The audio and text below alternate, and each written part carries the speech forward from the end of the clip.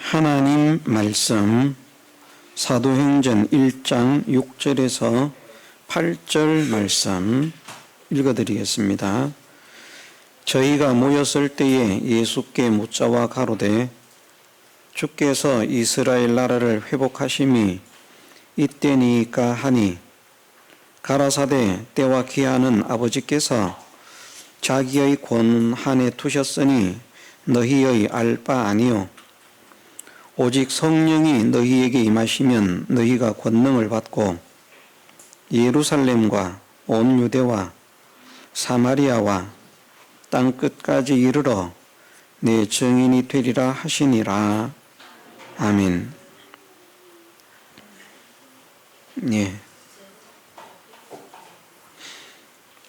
5절 말씀에 보면 예수님께서 하나님의 약속하신 것을 제자들이 받게 될 것인데 몇 날이 못 되어서 성령으로 세례를 받는 것이라. 성령 세례를 받는 것이 아버지께서 약속하신 것이라 말씀하셨습니다. 성령 세례를 받는 것이 아버지께서 약속하신 것이라. 물론 성령을 주시기로, 보혜사 성령을 주시기로 또 약속을 하셨습니다마는 하나님 아버지의 실상적인 약속, 궁극적인 약속은 구원입니다. 그 구원이 예수 그리스도를 구주로 영접하는 것으로서 구원이 선물이 됩니다. 예수님의 제자들도 비로소 오순절 성령의 임하심을 경험하면서부터 구원을 받은 사람이 된 것으로 믿어야 됩니다. 그 이전에는 구원을 받기 위한 사람으로 이제 준비되는 과정이라 그렇게 볼 수 있고, 성령의 임재하심을 통해서 그리스도의 종으로 살기를 각오하고 그나마 용기를 내어서 그러나 숨어서 기도하던 그 기도가 성령의 임재하심을 통해서 담력을 얻고 사람들에게 나아가서 복음을 전하는 그런 사람들로 변화가 되게 하셨습니다. 약속하신 것이 성령 세례라. 성령 세례는 예수 그리스도를 자기의 구주로 영접하는 것이라. 왜 예수 그리스도를 자기의 구주로 영접하는 것이 성령 세례인가 말씀하시기를 아무도 성령이 아니고서는 그리스도를 주로 고백할 수 없다고 말씀하셨기 때문입니다. 예수 그리스도를 자기의 구주로 진정으로 고백하는 것은 성령의 인도하심을 따라서 되어지는 일입니다. 그래서 오순절날 성령의 임하심을 받은 120명의 사도들은, 성도들은 모두가 구원의 백성으로 구원의 대열에 합류한 것이라 그렇게 말할 수 있습니다. 아버지의 약속하신 것이 성령 세례인데, 다른 말로 하면 정말 하나님께서 간절히 주시기를 원하셨던 그 구원을 실제로 선물 받게 될 것이라 말씀하신 것입니다. 구원을 받은 사람, 진짜 구원을 받은 사람, 성령으로 인해서 예수 그리스도께서 자기의 구주이신 것을 진정으로 고백하고 예수님을 자기의 구주로 모신 사람, 구주로 영접한 사람은 그날부터 주님이 주인이기 때문에 주님의 종으로 살기를 원하는 사람이 됩니다. 주님을 주인으로 모셨는데 주인이 주님이 아니고 자기가 주인이 돼서 살면 그것은 구주를 영접한 것이 아닙니다. 짧은 순간이라도 정말 마음의 간절한 소원을 가지고 이런 구원의 은혜를, 그런 사랑을 통해서 그런 희생을 통해서 베푸신 주님을 나에게 주로 모시고 나는 주님의 종으로 주님께 순종해서 주님이 원하시는 대로 주님이 이끄시는 대로 어디로든지 따라가는 그런 사람이 되겠습니다. 나를 주님의 종으로 사용하여 주옵소서. 고백하는 사람이 정말 예수님을 자기의 구주로 고백한 사람입니다. 예, 그런 사람이 되어지면, 주님의 종이 되어지면, 예수님의 종이 되어지면 성령의 인도하심을 따라서 구원을 받은 사람으로서 정말 예수 그리스도를 자기의 구주로 영접한 그런 사람이 되어지면 그 사람은 권능을 받는 사람이 됩니다. 예. 기본적으로는 하나님의 자녀가 되는 권세를 주셨다 이렇게 말씀하시는데 그것만을 말씀하시는 것이 아니고요. 그것은 하나님의 자녀가 된 이 권세가 정말 놀라운 권세지만 그것은 우리가 체감할 수 없는 그런 권세인데 권세와 능력이라 말씀을 하셨는데 예수님께서 이제 이 땅에 계실 때에도 예수님의 제자들을 두 명씩 짝지어서 예수님 가시는 동네 앞서 보내시면서 그들에게 하나님의 천국 복음을 전하고 귀신을 쫓아내고 병들을 고치고 약한 것들을 고치는 권능을 주셨다 말씀하셨습니다. 말을 하자면 그런 권능입니다.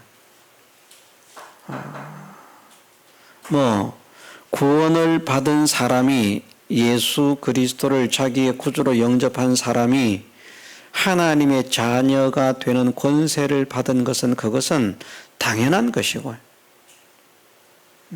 그것뿐만 아니라 우리가 이 땅을 살아가면서 주의 복음을 전하기에 부족함이 없는 그런 사람이 될 수 있도록 복음을 전할 수 있는 그런 능력과 그런 은혜를 허락하시는 것을 권능이라 그렇게 말씀하십니다. 예, 담력을 얻는 것도 하나의 권능이 되는 것이고 또 제자들을 보니까 참 예수님의 제자들은 무식하다고 할 만큼 사람들이 이 예수의 제자들 이거 전부 다 갈릴리 사람들 그런 사람들 아니냐 하고 천대를 받을 만큼 그런 사람이었지만 성령의 임재하심을 경험하니까 그들이 자기들이 배우지도 않았던 외국어를 구사하는 사람이 되었습니다. 소위 사람들이 말하는 방언이라 하는 것이죠. 마침 그때에 이제 많은 사람들이 절기를 지키기 위해서 맥주절, 오순절, 칠칠절 그 절기를 지키기 위해서 세계 각국으로부터 흩어져 있던 그 유대인들이 예루살렘에 모였는데 외국에 이제 여러 나라의 유대인들이 흩어져 있었습니다. 그래서 평상시에는 그곳에서 이제 회당에서 모여 자기들 나름대로 하나님을 믿는 믿음의 의식을 가지고 있었는데 이 오순절 때가 되면 또는 절기 때가 되면 많은 그 해외에 있던 외국에서 살던 유대인들이 예루살렘에 와서 절기를 지키는 그런 일을 했었습니다.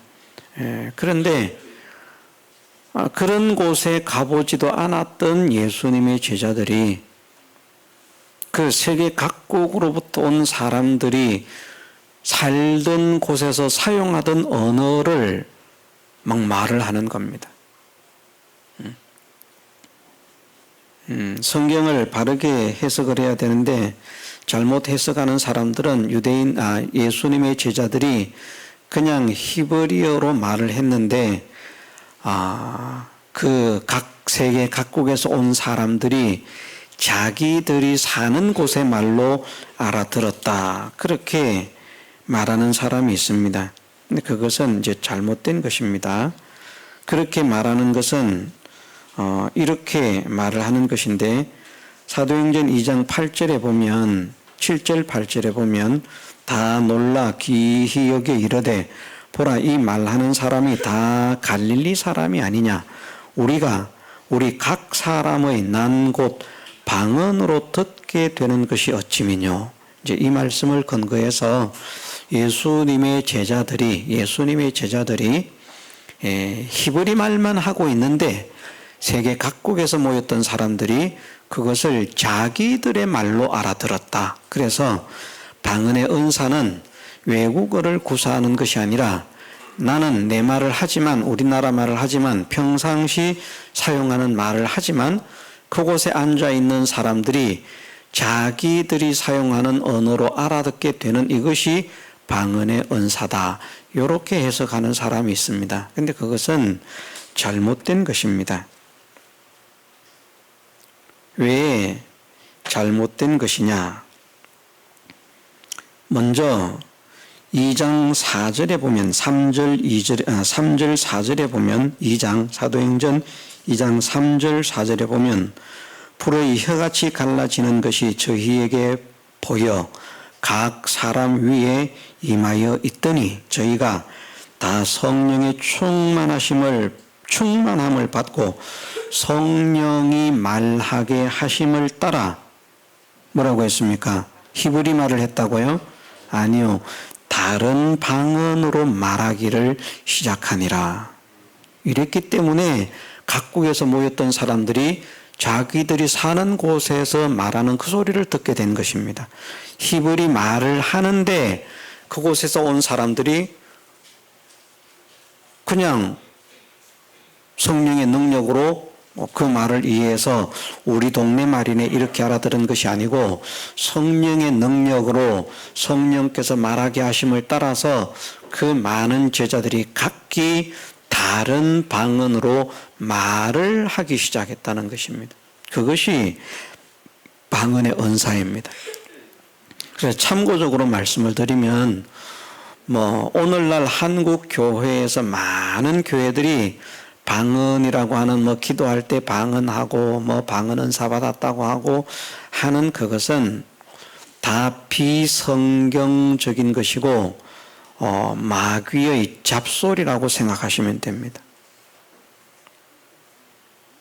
방언 은사 받은 사람들은 이 말을 하면 굉장히 기분 나빠하고 우리 교회를 나오다가도 그만 교회 나오기 싫을 만큼 그런 방언의 은사를 받았다라고 하는 사람들에게 이 말은 굉장히 충격적인 말입니다만은 방언이라고 하는 말이 의미도 뜻도 없는 소리를 그냥 중얼거린다는 말이 아니고 사람들이 사용하고 있는 어떤 지방의 언어라는 말이 방언이라는 말입니다. 방언이라고 하는 말 자체가 어떤 지방에서 사용하고 있는 말이라는 것입니다. 한국말도 방언인 것이죠. 제주도 말도 방언인 것이죠. 우리는 이제 사투리라 그렇게 표현을 합니다만은 그 지방 사투리라고 하는 말이 다른 말로 하면 지방 방언이라고 그렇게 말을 하면 됩니다. 미국어는 우리에게 방언입니다. 그래서 세계 각국에서 살면서 평상시에 언어 소통을 하기 위해서 사용하고 있는 말하는 그 모든 나라의 모든 민족들의 모든 언어가 다 방언입니다. 그냥 랄라뚜뚜 그거 방언 아닙니다. 정말 하나님께서 사랑하시고 기뻐하시는 사람들은 성경적으로 이렇게 말을 하면 그것을 받아들여야 되는데 자기가 받은 체험이 있거든요. 내가 성령을 받아가지고 이 방언의 은사를 받아가지고 하루에도 2시간씩 3시간씩 막 그렇게 기도를 했는데 그 기도한 거 아닙니다. 그냥 쓸데없이 왈왈거리다가 간 것이죠. 방언 기도한다고 전부 기도하는 것이 아닙니다. 혹 정말 기도하게 하는 것이 있다면 그렇게 하는 것이 아니라 진짜 외국어를 하는 것입니다. 성경에서 말씀하신 방언은 뜻없이 지절거리는 그런 소리를 방언이라고 언급하신 것이 단 하나도 없습니다. 어쨌든 세계 어느 곳에서든지 어떤 사람들이 사용하는데 나는 내가 사용하지 않았기 때문에 듣도 보도 못한 그런 말이지만 그 말을 하게 될 때 사실은 자기로서 심령 속에 무슨 말을 하는지는 그 의미를 알 것입니다. 그냥 무조건 지절거리는 것이 아니고 그런 말을 하는지 알 것인데 입에서 나가는 말은 외국어가 나간다. 그런데 이제 만일 그런 말로 기도한다고 하면 예를 들어서 말입니다. 어떤 사람이 여기서 독일어 방언을 받았어요. 누가? 독일어 방언을 받아서 방언으로 막 기도를 합니다. 그러면 여기에 앉아 있는 사람은 아무도 모릅니다. 왜냐하면 제가 알기로 여기에 독일어를 유창하게 구사할 수 있는 사람은 없기 때문에. 그래서 무슨 말을 하는지 못 알아듣는 것입니다. 또 심지어 나도 그 말의 의미를 방언을 진짜 말하는 나도 대체적으로는 알 것이라고 생각을 합니다만은 모르고 말을 할 수도 있습니다. 외국어가 나오는데 내가 무슨 말을 하는지 모르고 할 수도 있을 것이라는 말입니다. 제가 생각하기로는 대체적으로는 자기가 자기의 의식 속에서 이런 말을 해야 되겠다. 나는 당신을 사랑합니다. 하는 것을 영어로 하든지 중국어로 하든지 일본어로 하든지 하는데 그렇지 못하고 외국어가 입에서는 나오는데 속에서는 내가 지금 무슨 말을 하는지 그 의미를 혹 모를 수도 있는 일이 있을 수도 있다 하는 말입니다. 그래서 방언으로 기도하면 자기가 모르는 말로 기도하는 것이 되기 때문에 그런 경우에는 영은 열매를 맺는데 마음은 열매를 맺지 못한다. 내가 만일 방언으로 기도한다면 그 말은 항상 기도한다는 말이 아닙니다. 안 하는데 그 말 아닙니까? 내가 만일 어떻다고 한다면 그건 지금 내가 원래 평상시도 해왔고 지금도 하고 있다는 말입니까? 안 해왔던 것이고 안 하고 있었는데 혹시라도 그런 일을 하게 된다면이라는 말입니까? 예?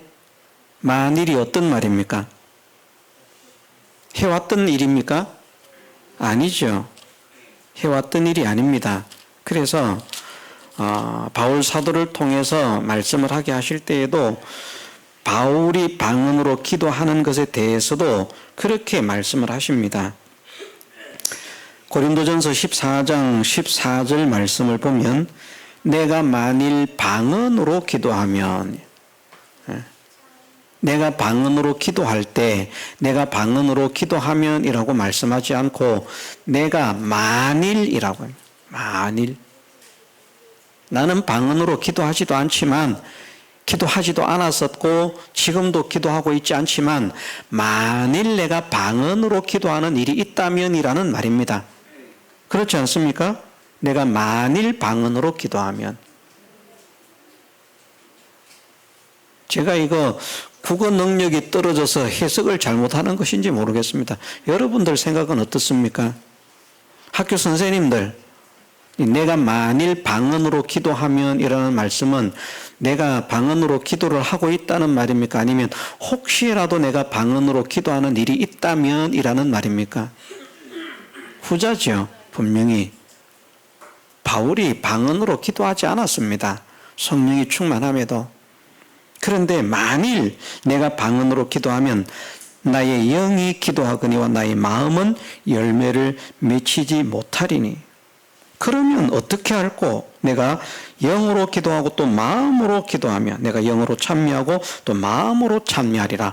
무슨 말입니까? 방언으로 기도하지 않고 평상시 언어로 기도하겠다는 말입니다. 왜냐하면 만일 내가 방언으로 기도한다면 나의 영은 기도를 하지만 나의 마음은 열매를 맺지 못한다. 그러면 내 영도 효과가 있고 내 마음도 효과가 있는 그런 기도를 하고 내 영도 찬미하고 내 마음도 찬미하는 그런 찬미를 하려고 하면 무엇으로 해야 되는가? 그것은 방언으로 하는 것이 아니라 평상시 내가 알고 있는, 사용하고 있는 이 언어로 하는 것이 맞다. 사실은 그런데 바울은 예외를 적용해야 될 사람이거든요. 왜냐하면 하나님께서 바울에게 복음을 전하는 이 이방인의 사도로 쓰시기 위해서 본문에도 말씀하고 있지 않습니까? 내가 다른 사람들보다 더 방언을 많이 말함으로 하나님께 감사한다. 다양한 세계 각국의 언어를 이 바울은 구사를 했습니다.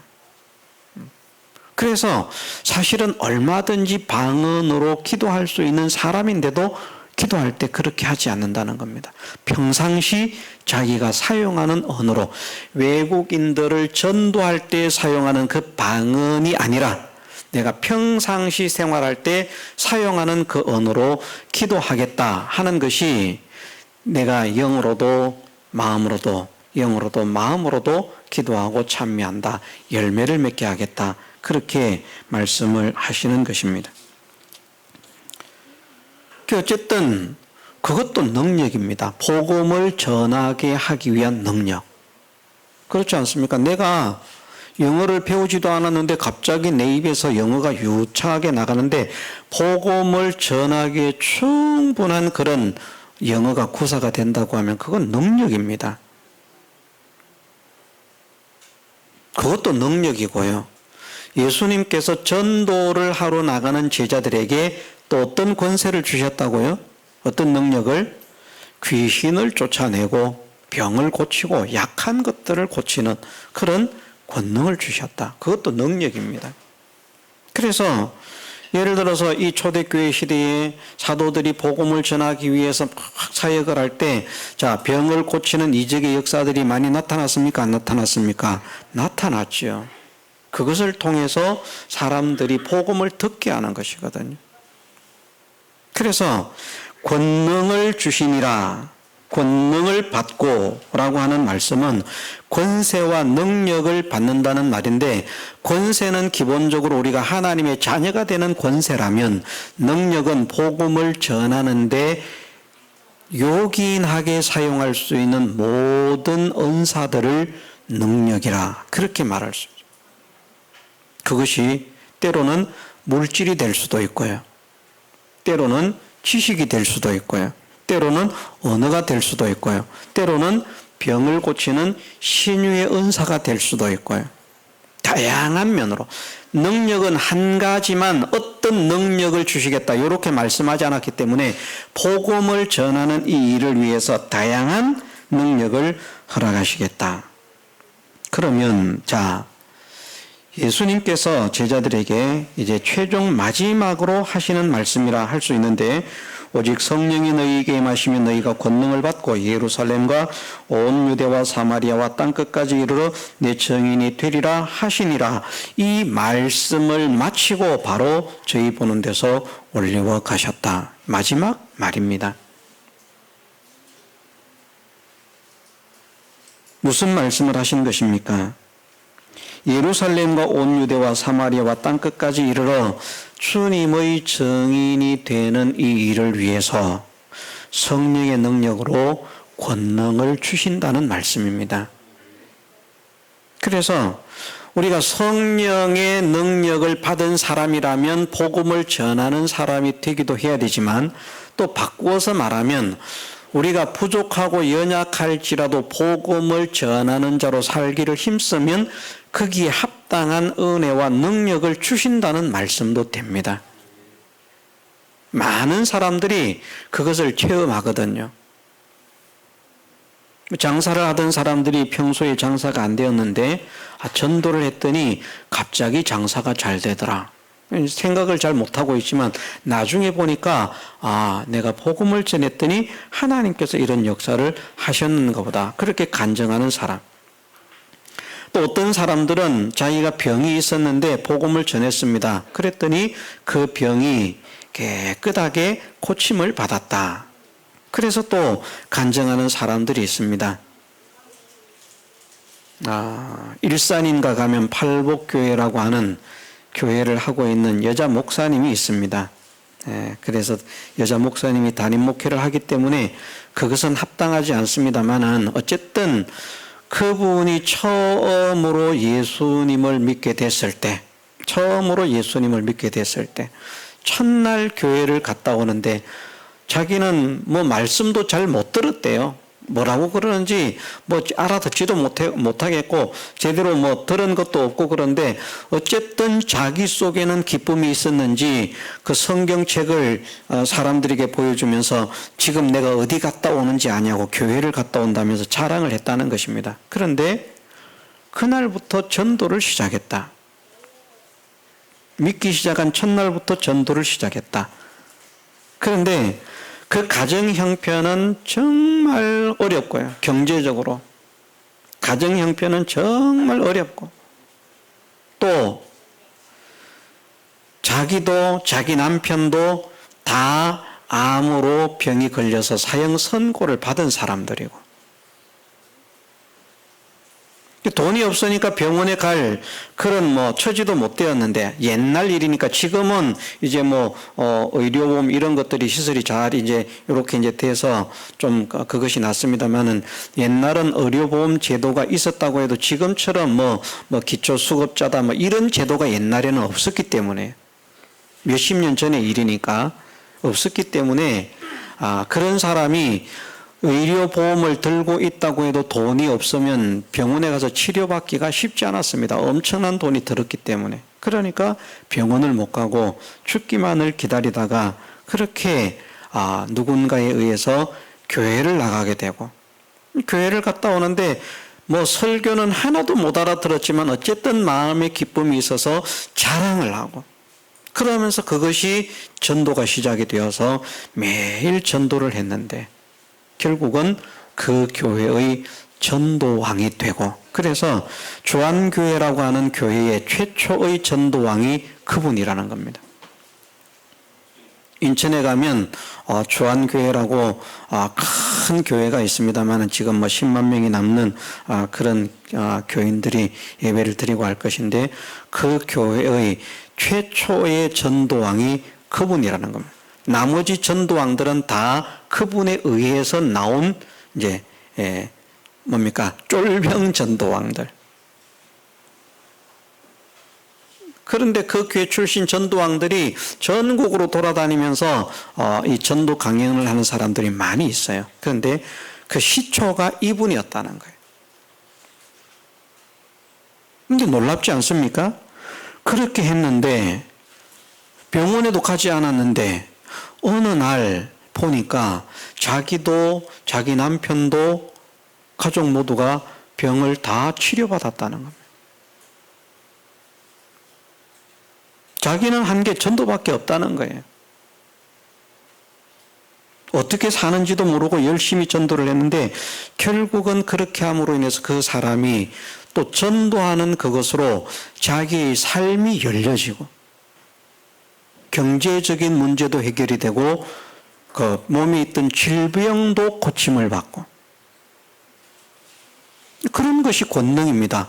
그렇게 체험을 받으니까 그분을 모르는 사람은 모르지만 그분을 아는 사람들은 저 사람이 어떤 사람이었는데 하는 것을 알고 그분이 자기의 실제로 받은 간증을 가지고 전도를 하니까 또 더 많은 사람들을 확실하게 교회로 인도할 수 있는 그런 일에 쓰임을 받았다는 것입니다. 쓰임을 받았다.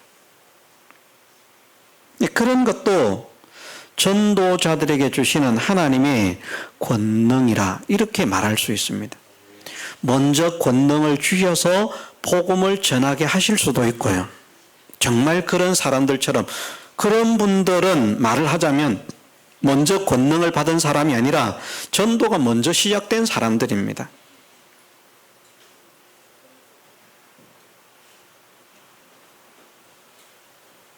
그런데 그렇게 살았는데 하나님께서 자기들이 생각지 못했던 그런 모든 부분들까지도 다 책임을 지시고 해결을 하시고 고쳐주시고 삶의 문제를 열어주시는 그런 은혜를 입게 되었다. 그것도 권능. 그래서 성령이 우리에게 임하시는 것은 다른 말로 뭐라고 했죠? 우리를 구원의 백성이 되게 하시는 것은, 우리를 구원의 백성이 되게 하시는 것은, 내가 나 혼자 믿고 구원을 얻어서 하나님의 나라 오라고 구원을 시키신 것이 아니라 너를 통해서 내가 다른 사람을 구원하는 일에 쓰임받기를 원한다. 예수님께서 이 땅에 계속 계신다고 하셔도 아마 전도의 사역을 맡겼을 것이고요.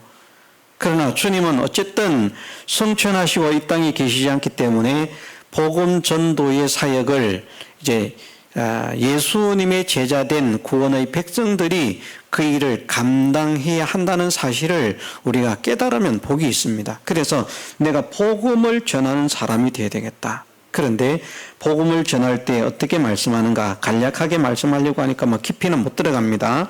말씀하시기를 예루살렘과 온 유대와 사마리아와 땅 끝까지 이르러 내 증인이 되리라. 그래서 가까운 곳에서부터 시작을 해라. 먼 곳에 나가서 하려고 하지 말고. 어떤 분들은 보면 그런 분도 있습니다. 그런 분도 어떻게 보면 나름대로는 그 분에게 주신 사명이라 이렇게 말할 수 있는지 모르겠습니다만은, 저는 잘못된 생각을 가지고 있는 분이 어떤 분인가 하면 국내 전도는 할 필요가 없다. 세계 선교를 해야 된다. 이것만 하는 사람이 있거든요. 국내는 전도할 필요 없다. 옆에 사람도 전도할 필요 없다. 개교회에서는 전도할 필요가 없다. 해외로 나가서 하나님을 알지 못하는 그런 나라 민족에게 선교를 해야 된다. 저는 그것이 잘못됐다고 생각합니다. 누구든지 전도는 어디서부터 시작해야 되는가 하면 자기 가까운 곳에서부터 시작해야 됩니다. 그러면서 점차 범위를 넓혀가야 됩니다. 우리도 마찬가지죠. 우리도 세계 선교를 하기 위해서는 우리 교회가 작지만 세계 선교를 하라고 하셨기 때문에 우리가 세계 선교에 힘을 쓰자. 물론 하나님께서 기뻐하실 수 있지만 그러나 기뻐하시지 않는다고 봅니다.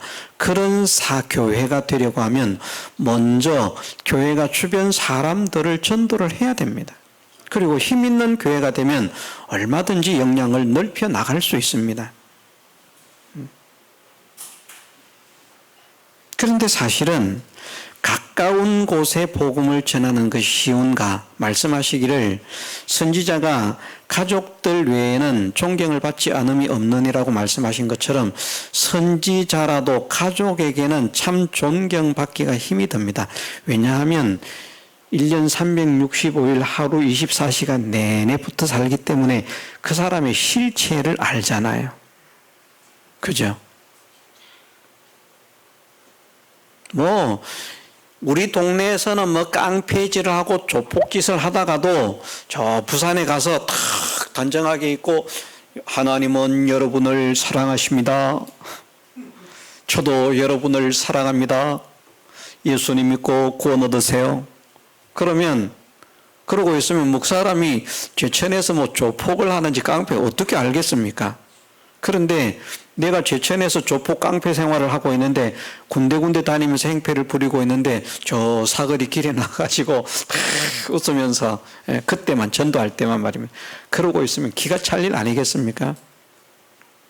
저런 게 교회 다닌다면 나는 교회를 안 다닌다고 오히려 복음의 문을 막을 것입니다. 그러면 가까운 데 있는 사람을 전도하려고 하면 어떻게 해야 됩니까? 자기 변화가 있어야 되는 거거든요. 그런데 그것도 권능입니다. 제일 사실은 힘든 게 뭔가 하면 자기 변화입니다. 내가 나를 고치려고, 내가 나를 변화시키려고 무진 애를 써도 소원은 간절하게 가지고 있지만 잘 되지 않는 것이 자기 변화거든요. 더 아름다운 사람으로의 변화를 말합니다. 변질이 아니고. 나쁜 사람으로 전락해 가는 건 그건 쉽습니다. 내가 부지런해야 되겠다. 소원은 가지지만 부지런한 사람이 되기는 어렵거든요. 그런데 부지런해야 되겠다라는 소원을 가져도 게으른 사람이 되는 건 누워서 떡 먹기만큼 쉽습니다. 누워서 떡 먹기는 어려운 것이라 그러던데 잘못하면 죽을 수 있다고. 그렇게 쉽습니다. 그런데 자기를 다스리는 자는 성을 얻는 자보다 낫다고 할 만큼 자기 변화라고 하는 것이 정말 어려운 일인데요. 가까운 곳에서부터 복음을 전하는 사람이 되려고 하면 이전의 사람이 주변의 사람들이 저 사람은 교회를 다니더니, 안 믿는 사람은 이럴 수 있습니다.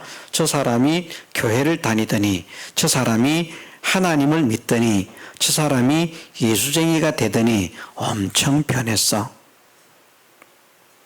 교회 다니기 전에는 욕을 입에 달고 다니던 사람인데 지금은 저 사람이 욕을 하지 않아. 저 사람이 교회를 다니기 전에는 수없이 남을 괴롭히면서 다닌 사람인데 교회를 다니더니 그 행동을 딱 그만뒀어. 그렇게 변화가 되는 겁니다. 가까운 사람을, 예루살렘과 온 유대와 사마리아와 땅끝까지라고 하는 이 말씀은 가까운 곳에서부터 점차 멀게 나가는 것을 말씀하시는데, 사람도 자기가 알고 있는 사람, 가까운 사람, 그런 사람에게 복음을 전하는 것을 먼저 시작하라는 것입니다. 모르는 사람, 생판남, 안면도 없는 사람, 그런 사람에게 전도하는 것보다, 그래서 제가 그런 말을 많이 하지 않습니까? 복음을 전하기 위해서 먼저 그런 사람들과 친분을 쌓기 위해서 많이 노력을 한다. 경험상 그것이 효과가 있더라고요. 나름대로는. 근데 생판 모르는 사람은 전도하는 것이 쉽지 않습니다. 또 아는 사람이라도 말씀드린 대로 내가 그 사람에게 못된 사람으로, 나쁜 사람으로, 악한 사람으로 비춰져 있다면 그 사람이 나를 따라서 교회에 오는 것은 결코 쉽지 않습니다. 그 사람이 나를 생각할 때 저분은 참 괜찮은 분이다, 저분은 참 좋은 분이다, 저분은 참 훌륭한 분이다, 저분은 참 아름다운 분이다 라고 인정할 수 있도록까지 변화가 돼야 되는데, 그 변화가 쉬운가? 쉽지 않다는 것입니다. 그러나 그 어려운 자기 변화가 무엇을 통해서 일어난다고요? 성령의 임재하심을 통해서 능력으로 나타난다. 그래서 가까운 곳에서부터 복음을 전하라고 말씀하시기 때문에 저는 오늘 초점을 여기에 두고 싶습니다.